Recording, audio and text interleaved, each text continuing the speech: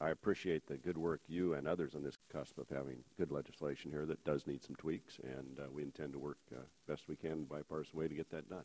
So with that, now I'd like to recognize the gentleman from Michigan, my friend and esteemed colleague, Mr. Dingell, for 5 minutes.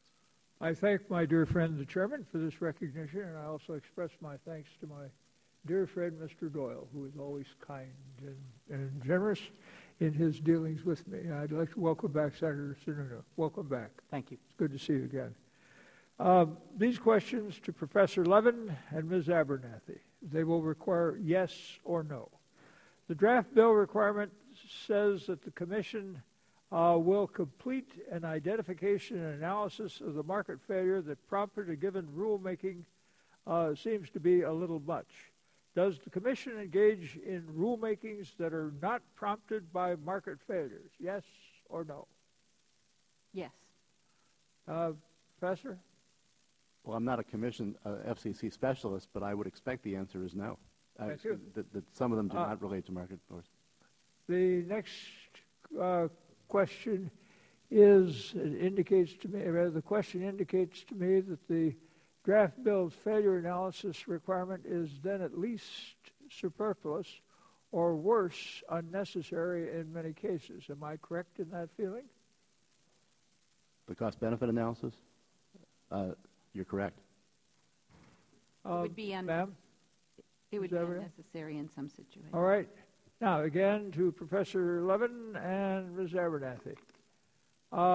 The draft bill seems to require that the Commission perform a cost-benefit analysis on every rule that may impose additional burdens on industry or consumers. Is that correct?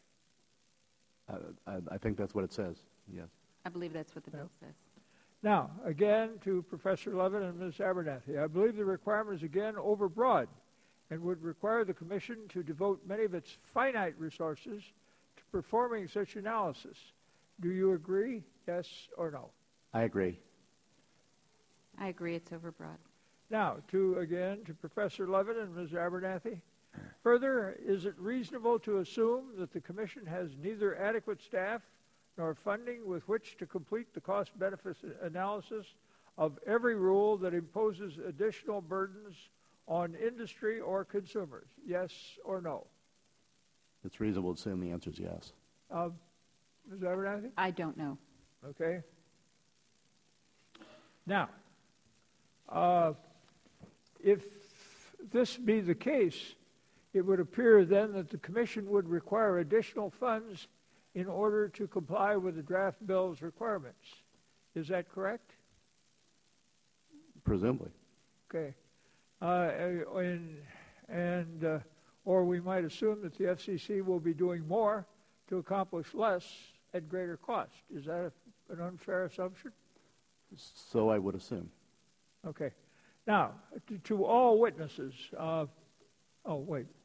This again to the last two witnesses.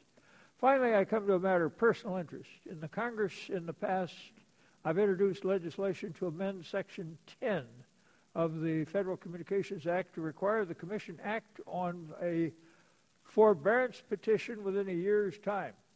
Forbearance as a result of Commission inaction and action that takes place as a result of Commission inaction appears to me to be very bad policy.